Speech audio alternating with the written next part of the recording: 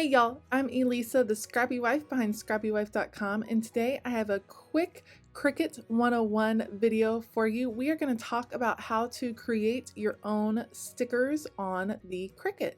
So we're going to jump in here, and I'm going to use the digital page from By the Will for God that you receive when you purchase their newest kit, Blessed to be a Blessing. And specifically, I am planning on creating a page of stickers using a few of these black and white pieces that I really like and I think I'm going to use a lot in my journaling. So I'm going to pick these and see if I can create a whole page of stickers. Let's see how it goes. Step one, when you receive this printable, it comes as a PDF and you're going to want to change the file type to either a JPEG or a PNG. And so what I'm going to do is I have it opened in my preview. I'm going to come up to File and then Export. And I will make sure it is in a place that I know where it will be when I'm looking for it. And then I'm going to come down here to the format and I'm going to change it to PNG and it should be all set. So I will press save and that should be that. So then I come over to Cricut Design Space and I'm going to start a new project. Once I have my new project, I'm going to come here to the upload button and click that and I'm going to upload an image. Right here you can see you can drag and drop the file or browse for it on your computer. Here you see all of the different types of images that it will recognize in Cricut Design Space. So I know mine is saved as a PNG, so that will work. I'll click Browse and then I'm going to find my image. Once I have the image uploaded, it is that full page of stickers. You can select your image type. I almost always pick complex. Once that's chosen, you can press continue. Now you can see that I have the full sheet of stickers right here. I am not wanting to use all of these images. I'm really wanting to focus in on some of these black and white images right here. So I'm actually going to come over to the crop tool and I will use that to trim away some of the pieces. So for instance, right here, I will select those and now I have that area picked. I'm going to come back to my erase tool. I will click the background so that it will erase some of that open area. Now, this is a really common problem that people have written to me about. They have these spaces where there were breaks. Let me see if I can zoom in some more. So there were breaks in the image, so it automatically erased that little section right there.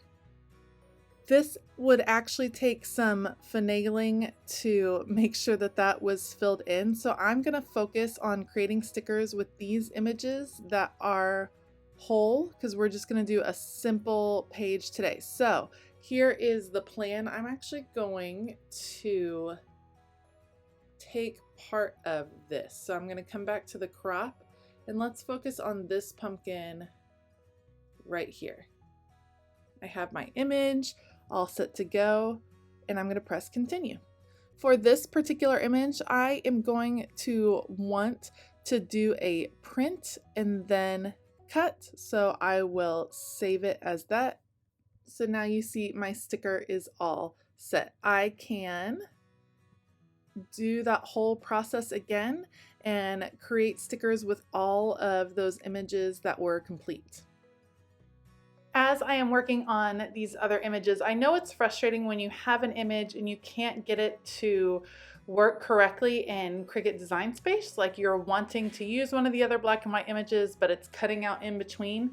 And I am working on figuring out how to fix that. It is kind of a deficiency with Cricut Design Space and something that I'm hoping they're going to fix in the future. but I am trying to figure out the easiest way to explain how to fix those images and still be able to use them and cut them as stickers. I've also had people ask how to leave a border around stickers, and that is not easily done in Cricut Design Space. That's a little bit easier to do with a silhouette. So if that is something like the primary goal of how you want to use a cutting machine, then you might want to consider a different cutting machine for that purpose. Okay, so now I have the 5 images that I wanted to work with to create stickers. I am going to select each of them and I'm going to insert these images into my project. And you can see I have all of my images right here, oops, ready to go. So I'm gonna just move them around so they're a little bit easier to see on my desktop. I can leave it how it is right now, click make it, and they will be ready to go on my sticker sheet. But I want some different sizes. So I'm actually going to select them all and copy that and then paste that grouping again. And each time I do that, I'm going to just make it slightly larger to give myself some options on sizes.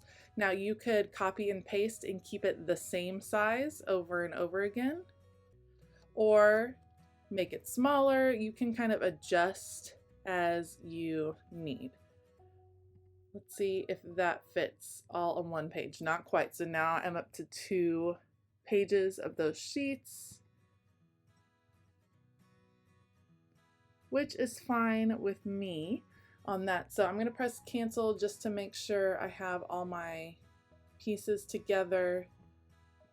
Now, when I click make it, what I'm going to want to do is print and then cut. So the first thing you'll do is send your sticker paper through the printer. I'm actually going to be working with clear sticker paper because I plan to watercolor underneath these pumpkins. So I'm going to press continue, and then I will be sending it to the printer.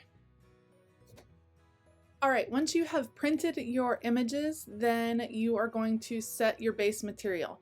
Now, there is printable sticker paper as an option. I have found that my Cricut tends to cut all the way through the sticker paper when I choose that, so I would rather go with premium vinyl right there to get what they call a kiss cut, which means not cutting straight through the entire material, but just enough so I can pull up the sticker. It is all ready to go, so I will load it into my Cricut and we will get going. Okay, so I'm ready to put it in my Cricut. Now, I said I was going to use clear sticker paper, but what I'm actually going to use is white sticker paper because that is what I had ready to go. So white sticker paper, these are going to be great for layering. I'm super excited. So I have it loaded onto my mat. You want to make sure to leave that box around because that is how the Cricut is going to recognize your image. And then all you do is load it in, and when you press make it, I have it set on vinyl over on my computer. It is going to read the border around it and then it will cut.